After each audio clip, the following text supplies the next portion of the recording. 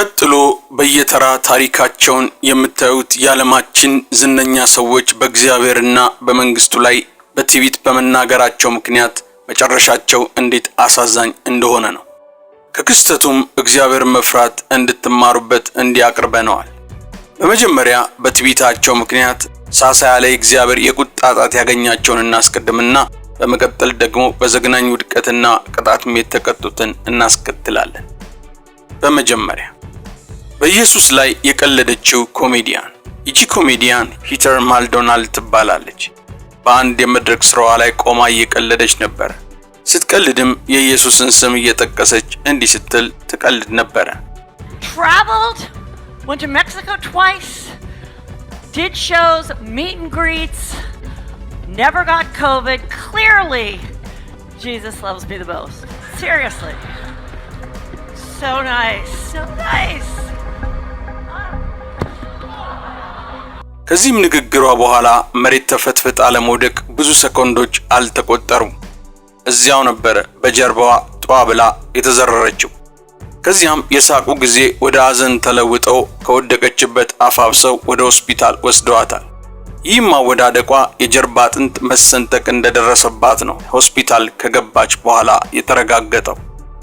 ይህ አወቅኩ ብላ ሰማይና ምድርን የሰራውን ኢየሱስን በፈጠረው ሕዝብ ፊት በማቅለሏ ምክንያት የመጣባት የማስጠንቀቂያ ስስ ቅጣት ይመስላል።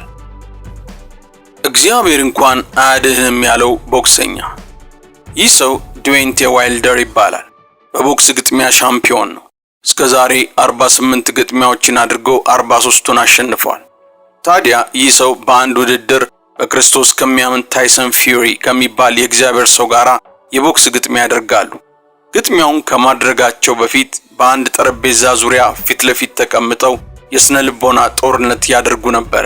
እኔ አሸንፋለሁ፣ አንተ አታሸንፍም እየተባባሉ የሚመኩበትን የየራሳቸውን አምላክ እየጠቀሱ የእምነት አዋጃቸውን ያውጁ ነበር። ይህ በእንዲህ እንዳለ ታይሰን የተባለው በክርስቶስ የሚያምነው ቦክሰኛ የሚደገፍበትን አምላክ እየጠቀሰ ኢየሱስ ክርስቶስ አዳኜ ነው፣ እግዚአብሔር ከኔ ጋር ከሆነ ማንም ሊቋቋመኝ አይችልም፣ ሰውነት ውስጥ የርኩሳን መናፍስትና የመሳሰሉት መተቶች ቢገቡብህም ማሸነፍ አትችልም፣ ግጥሚያውን ካሁኑ ተሸንፋል እያለ እንደሚያሸንፈው አስረግጦ ነገረው። ቀጥሎ ደግሞ ተጋጣሚ ዋይልደር የተባለው ቦክሰኛ በተራው እንዲህ ያለ መፎከር ጀመረ። ያንተ እግዚአብሔር በእኔ አምላክ ላይ ሊነሳ፣ በምድር ላይ ማንም ሰው አሸንፎኝ አያውቅም፣ ታይሰን አንተንም ጨምሮ ብሎ ከመለሰ በኋላ በትዊተር ገጹ ደግሞ ጨምሮ ሲፎክር አስቀድሜ ነግሬሃለሁ፣ በመጀመሪያው ዙር እደፍቅሃለሁ፣ ይህን ደግሞ አደርገዋለሁ፣ አምላክ የምትለው እግዚአብሔር እንኳን ከሁለተኛው ዙር አያድንም፣ ይህን ቃል ገባልሃለሁ ብሎ በእግዚአብሔር ላይ የድፍረት ቃል በመናገር ፎከረ። ዋይልደር የማይነካውን እግዚአብሔር ጠቅሶ እንዲህ ከፎከረ በኋላ የቦክሰኞቹ የግጥሚያ ቀን ደረሰና ወደ ቦክስ ሪንግ ገብተው ግጥሚያቸውን አደረጉ።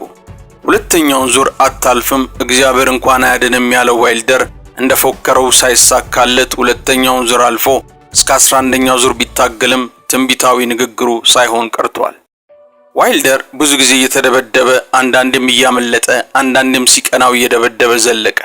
በአምላኩ ተመክቶ እግዚአብሔር ከኔ ጋር ከሆነ ማን ይቃወመኛል ያለው ታይሰን በርኩሳን መናፍስት የሚደገፈውን ዋይልደርን ብዙ ጊዜ ለመዘረር በሚዘነዝራቸው ቡጤዎች እየተሳኩለት በተደጋጋሚ ዋይልደርን ማንገዳገድና ብዙ ጊዜ መሬት ላይ መጣል ችሎ ነበር። አንድ ጊዜ ደግሞ ዋይልደር ታይሰን የሰነዘረበትን ምት መቋቋም አቅቶት እግሩ ስር ወድቆ እስከ መንበርከክ ደርሶ ነበር። በመጨረሻም ታይሰን በቀኝ እጁ በሰነዘረው ኃይለኛ ምት ተጋጣሚውን ከመሬት ደባለቀው። ዋይልደር ከታይሰን በተሰነዘረበት በዚህ ኃይለኛ ቡጢ መሬት ላይ ወርዶ ተዘረረ። ከዚያ በኋላ የተገኘው ግን የመመርመሪያ አልጋ ላይ ተኝቶ ነው። ምናልባት በታይሰን ቡጢ ጭንቅላቱ ተነክቶ ይሆናል በሚል ጥልቅ ምርመራ በዶክተሩ ተደርጎለታል። በእግዚአብሔር ላይ ትዕቢት አዘል የድፍረት ንግግር የተናገረው ዋይልደር ሽንፈቱን ከነፍረቱ ተከናንቦ የዓለም ዜናዎች መዘባበቻ ሆኖ አልፏል። አዎ ዋይልደር ላይ የተፈጸመው ትዕቢት ውድቀትን ትቀድማለች፣ አትሳቱ፣ እግዚአብሔር አይዘበትም የሚለው የመጽሐፍ ቅዱስ ቃል ነው። ካሚላ ሃሪስ የቀድሞ የአሜሪካ የዲሞክራቶች ምክትል ፕሬዝዳንት የነበረችው ካሚላ ሃሪስ ከዶናልድ ትራምፕ ጋር ፓርቲዋን ወክላ ትወዳደር ነበር።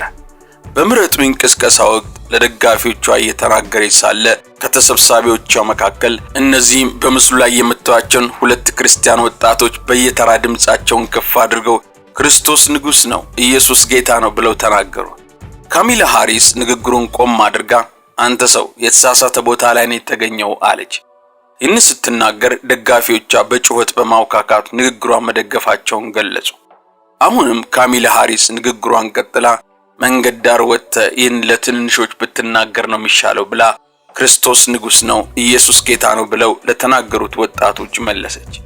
ይህን ስትናገር አሁንም ደጋፊዎቿ ንግግሯን በመደገፍ የሹፈት ጩኸታቸውን በመጮህ ያጅቧት ነበር። ካሚላ ሃሪስ ክርስቶስን ንቆ ስልጣን ሰጪውን ንቆ ነገስታትን የሚያነሳውን ነገስታትን የሚያፈልሰውን ንቆ ስልጣን እንደማይገኝ እርሷም ደጋፊዎቿም እንዲረዱ እግዚአብሔርን በሚያመልከው እግዚአብሔርን መደገፊያው ባደረገው በዶናልድ ትራምፕና ፓርቲው ተሸንፈው ስልጣናቸውን እስከ ወዲያኛው አጥተዋል። አሳዛኙ የብራዚል ፕሬዝዳንት። ይህ በምስሉ ላይ የምታዩት ብራዚላዊ አዛውንት ታንኪዶ ነቨርስ ይባላል። የፖለቲካ ሰው ነው። በብዙ ብራዚላውያን ዘንድ በአሳዛኝ ታሪኩ ይታወሳል። በአንድ የብራዚል የፕሬዝዳንትነት ምርጫ ላይ ለመወዳደር ይመዘገብና የምረጡኝ ዘመቻ ያደርጋል።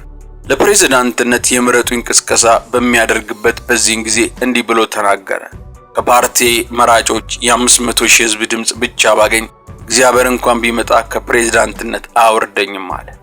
በእርግጥ ታንኪዶ ነቨርስ የፈለገውን ያክል የድምጽ ቁጥር አገኘ። የሚያሳዝነው ግን የፕሬዝዳንትነቱን ቦታው ላይ ለመቀመጥ ከበዓለ ሲመቱ አንድ ቀን ቀደም ብሎ ሹመቱን ሳያገኝ ታሞ በሞት ይችን ዓለም ተሰናብቷል። ፕሬዝዳንቱ ስልጣን ከእግዚአብሔር ካልተገኘ በቀር ስልጣን የለምና የሚለውን የሮሜ ምዕራፍ 13 ቁጥር 1 ቃል አለማወቁ ሁኔታውን በመጨረሻ እንዲደመደም አድርጎታል። ኢየሱስን ከሰው እኩል ያደረገው ዘፋኝ ጆን ሊኖ። ጆን ሊኖ ዘፋኝ ነው። በአንድ ወቅት ከአንድ አሜሪካ ውስጥ ከሚታተም መጽሔት ጋር ቃለ ምልልስ ሲያደርግ የክርስትና ማብቂያ ደርሷል፣ ክርስትና በቅርቡ ይጠፋል፣ ክርስትና እንደሚጠፋ እርግጠኛ ስለሆንኩ ከማንም ጋራም አልከራከርም፣ ኢየሱስ ጥሩ ሰው ነው፣ ነገር ግን ትምህርቶቹ በጣም ቀላል ናቸው፣ ዛሬ ከእርሱ ይልቅ የሚበልጡ ብዙ ዝነኛ ሰዎች አሉን አለ። ዘፋኙ ሊኖ ይህንን ከተናገረ ከአንድ ዓመት በኋላ ግን ከአንድ ሰው ጋር በግል ጥል በተፈጠረ አለመግባባት በ6 ጥይት ተመቶ ሞቷል። ጆን ሊኖ ክርስትና በቅርቡ ይጠፋል ያለው ክርስትና ቀጥሏል፣ እርሱ ግን ጠፍቷል።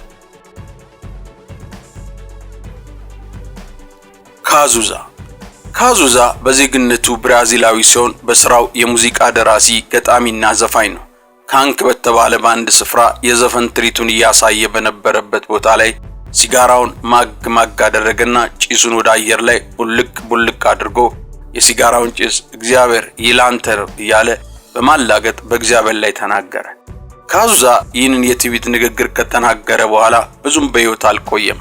በኤችአይቪ ተይዞ ለብዙዎች መካከለኛ ዕድሜ በሆነው ቁጥር ላይ እንኳን ሳይደርስ ገና በ32 ዓመቱ እቺን ዓለም ተሰናብቶ ሄዷል። የማምለጫዋን ቀን ያላወቀችው ምስኪን ተዋናይ። እቺ ተዋናይ ማርሊን ሞኖሮ ትባላለች። ማርሊን ሞኖሮ ለብዙ እንስት የአሜሪካ የፊልም ተዋናዮች በምርጥ ተዋናይነት በምሳሌነት በየዘመናቱ ትነሳለች። በአንድ ትዕይንቷ በሚቀርብበት ቦታ ላይ ትዕይንቷን ልታቀርብ እየተዘጋጀች ባለችበት ጊዜ ታዋቂው የወንጌል ሰባኪ ቢሊ ግራም በመንፈስ ቅዱስ ተመርተው ወንጌልን ሊሰብኳት ወደዚች ሴት ይሄዳሉ። ተጠርታ መጥታ ስብከቱን ከሰማች በኋላ ማርሊን ያንተን ኢየሱስ አልፈልግም ብላ በቁጣ ከወንጌል ሰባኪው አጠገብ ሄደች። ይህ ከሆነ ከአንድ ሳምንት በኋላ ግን ምክንያቱ በወቅቱ ምን እንደሆነ ባልታወቀ ሁኔታ የገዛ አፓርታማ ውስጥ ሞታ ተገኝታለች። እግዚአብሔር ከፊት ለፊቷ ካለው ሰይጣን ከደገሰላት ሞት ሊያድናት ወዶ መልእክተኞችን ቢልክላትም ከመቀበል ይልቅ በትዕቢት መልሷ ሕይወቷ ሳይድን ቀርቷል። ቦን ስኮት ዘፋኝ። በምስሉ ላይ የምታዩት ሰው ቦን ስኮት ይባላል። የሮክና ሮል ዘፈን ስልት አቀንቃኝ ነው። በ1978 ዓመተ ምህረት ላይ አንድ የሚዘገንን መልእክት ያለውን ዘፈን ዘፍኖ ነበር። ይህ ዘፈን ሲኦል መውረድ እፈልጋለሁና አትከልክለኝ የሚል ነበር። ዘፋኙ ቦን ስኮት ይህን ዘፈን ከዘፈነ በኋላ በፌብሩዋሪ ወር 1980 ዓ.ም ላይ በራሱ መኪና ውስጥ ሞቶ ተገኝቷል። ቦን ከኃጢአተኝነት አድነኝ፣ ከሞት አድነኝ ብሎ አምላክን መለመን ሲገባው በተቃራኒ ወደ ሲኦል መውረድ እፈልጋለሁ አትከልክለኝ ብሎ በራሱ ላይ ፈርዶ በራሱ ቃል ተጠምዶ ወደሚፈልገው ሄዷል። የብራዚል ወጣቶች ትዕቢትና ውጤቱ። በ2005 ዓ.ም ወጣቶቹ በቡድን ጉዞ እያደረጉ ሊዝናኑ ከየቦታው እየተጠራሩ እየተሰባሰቡ ነበር። በመኪና ውስጥ አስቀድመው የነበሩ ብራዚላዊ ጓደኛ ማቾች ገና በጉዞው መጀመሪያ ላይ ጥንብር ብለው ሰክረው ነበር። በመኪና ውስጥም ከተጫኑት ወጣቶች በተጨማሪ ሌላ ሴት ጓደኛቸውን ለመጨመር ወደ ልጅቷ ቤት ይሄዳሉ። እንደደረሱም ጓደኛቸውን ይጠራሉ። ልጅቷም ከቤት ስትወጣ እናቷ ልትሸኛት አብራ ትወጣለች። እናት ወደ መኪናው ጠጋ ብላ በመኪና ውስጥ ያሉት ጓደኞቿን ስካር አይታ የልጇን በሰላም ወደ ቤት መመለስ ስላሳሰባት የልጇን እጅ ያዝ አድርጋ ልጄ እግዚአብሔር ይጠብቅሽ፣ እግዚአብሔር አብሮሽ ይከተልሽ አለቻት። ልጅቷ ለእናቷ ስትመልስ መኪናው ስለሞላ ለእግዚአብሔር ቦታ የለንም፣ ከፈለገ ግን ከኋላ ዕቃ መጫኛ ውስጥ መጫን ይችላል ብላ መለሰችላት። ልጅቷ ይህንን ከተናገረች በኋላ ወጣቶቹ ጉዟቸውን ቀጠሉ። ነገር ግን ከሰዓታት ጉዞ በኋላ አንድ የሚያሳዝን ክስተት ተከሰተ። ክስተቱም ዘግናኝ የመኪና አደጋ ነበረ። በመኪናውም አደጋ መኪና ውስጥ የነበሩት ወጣቶች በሙሉ በአሰቃቂ ሁኔታ አልቀው ተገኙ። መኪናውም በአደጋው ምክንያት ክፉኛ ከመጨማደዱ የተነሳ መኪና ነው ብሎ ለመለየት ያስቸግር ነበር። ከአደጋው በኋላ አስገራሚ ሆኖ የተገኘው ጉዳይ ወጣቷ ሴት እግዚአብሔር ከፈለገ ከኋላ ዕቃ መጫኛ ውስጥ ይቀመጥ ያለችው የኋለኛው የዕቃ መጫኛ ምንም ሳይሆን መገኘቱ ነው። ነገሩን የበለጠ አስገራሚ የሚያደርገው ደግሞ በመጫኛው ውስጥም በካርቶን የነበረ እንቁላሎች ሳይሰበሩና ምንም ሳይሰነጠቁ መገኘታቸው ነው። አደጋው ሲከሰት በወቅቱ በስፍራው የደረሱ ፖሊሶች ሁኔታውን አይተው እንቁላሎቹ እንዴት በዚህ ሁኔታ ሊተርፉ ቻሉ በማለት መገረማቸውን ገልጸዋል። የጋዜጠኛዋ የድፍረት ንግግር። በምስሉ ላይ የምትታየው ሴት ደግሞ ክርስቲያን ሃይወት ትባላለች። ዜግነቷ ጃማይካዊ ሲሆን በሙያ ጋዜጠኛና የመዝናኛ ፕሮግራም አቅራቢ ናት። ጋዜጠኛዋ በአንድ ወቅት የእግዚአብሔርን መንግስት የሚፈታተን አንድ የትዕቢት ንግግር እንዲህ ስትል ተናገረች። መጽሐፍ ቅዱስ እስካሁን በምድር ላይ ከተጻፉት ካነበብኳቸው መጽሐፎች ሁሉ እጅግ መጥፎ መጽሐፍ ነው ብላ በትዕቢት ተናገረች። የሚያሳዝነው ግን ይህንን ካለች ከጥቂት ጊዜ በኋላ በጁን ወር በ2006 ዓ.ም በሞተር ሳይክሏ ላይ ከነፍሷ ተቃጥላ ተገኝታለች። የታይታኒክ መርከብ ገንቢ። ስኬታማነቱም በምስሉ ላይ ገና ሲያዩት የሚመሰክረው ይህ ሰው ቶማስ አንደርሰን ይባላል። ባለጠጋና ስራውን ከመርከብ ግንባታ ጋር የተያያዘ ነው። በተለይ ከታይታኒክ መርከብ ጋር ታሪኩ ተያይዞ በድምቀት ይነሳል። አንድ ጊዜ ቶማስ አንደርሰን በዘመኑ እጅግ ግዙፍ የሆነ መርከብ ለመገንባት ያስባል። መርከቡን ለመገንባት አቅዶ ይነሳል። ግንባታውን ጀምሮ ነገሩ ይሳካለትና ግዙፏን የብሪቲሽ የቅንጦት መዝናኛ የሆነችውን ታይታኒክ የተባለችው መርከብ ይሰራል። የመርከቡ ግንባታ ከተጠናቀቀ በኋላ በጋዜጠኛ የመርከቧን ደህንነትና አስተማማኝነት አስመልክቶ አንድ ጥያቄ ይጠይቃል። ቶማስ አንደርሰን ሲመልስ ውስጠ ወይራ በሆነ የድምጽ ቃና እግዚአብሔር እንኳን ቢመጣ ይህችን መርከብ ሊያሰጥማት አይችልም አለ። ከዚህም በኋላ በታይታኒክ መርከብ ላይ የሆነውን መልሱን ለማወቅ ከፈለጋችሁ በእውነተኛው ታይታኒክ መርከብ ላይ መስጠም ላይ ተንተርሶ የተሰራውን ታይታኒክ ፊልምን ማስታወስ ብቻ በራሱ በቂ ነው። በመርከቧ መስጠም ቶማስ አንደርሰን ጨምሮ ብዙዎች ይህችን ዓለም ትተው ተሰናብተዋል። ቲሞቲ ትሬድዌል። ይህ ሰው ደግሞ ቲሞቲ ትሬድዌል ይባላል። ሙያው በዱር እንስሳ ላይ ጥናት እያደረጉ ዶክሜንተሪ ፊልሞችን መስራት ነው። በተለይ የእርሱ ጥናት ስራዎችን በድቦች ሕይወት ላይ የሚያተኩር ነው። በአንድ ወቅት የተለመደውን ዶክሜንተሪ ፊልሙን እየሰራ ሳለ በቀረጻው ወቅት በእግዚአብሔር ላይ እያላገጠና እግዚአብሔርን የሚፈታተን ንግግር እየተናገረ ይቀረጽ ነበር። በሚያሳዝን ሁኔታ ይህንን ከተናገረ ከ16 ቀን በኋላ ሕይወታቸውን በሚያጠናው እግዚአብሔር በፈጠራቸው በእነዚያው ድቦች ተቦጫጭቆ ተበልቶ ሕይወቱ አልፏል። ማድሊን ሙሪ አክቲቪስት። ይቺ ሴት ማድሊን ሙሪ ትባላለች። ራሷን የነጻነት ተሟጋች አድርጋ ነው የምትቆጥረው። ማድሊን ሙሪ እግዚአብሔር የለም የሚል እንቅስቃሴዎች ደጋፊና ተሟጋች ነበረች። ይህ ብቻ አይደለም፣ በኋላ ላይ ይህንን ትግሏን ከፍ አድርጋው እግዚአብሔር የለም የሚል አቋም የሚያራምድ ተቋም መስርታ የተቋሙ ፕሬዝዳንት ሆነች። እርሷ በምትኖርበት ባልቲሞር ግዛት ውስጥ ባሉትም ትምህርት ቤቶች ውስጥ ማንኛውም ሰው እምነቱን በትምህርት ቤቶች ውስጥ በነጻነት መተግበር የሚፈቅድ ሕግ ነበር። በዚህ ምክንያት ክርስቲያኖች ጸሎትና የመጽሐፍ ቅዱስ ጥናት አዘውትረው ያደርጉ ነበር። ይህች ሴት በትምህርት ቤቶች ውስጥ መጸለይና የመጽሐፍ ቅዱስ ጥናትን ማድረግ እንዲከለከል ትታገል ነበር። በሕግ እንዲከለከል ጭምር ነበረ ትግሏ። ትግል በምትለው በዚህ አንድ ንግግሯ በኢየሱስ መስቀል ላይ እያላገጡ እስከ መናገር ተዳፍራ ነበር።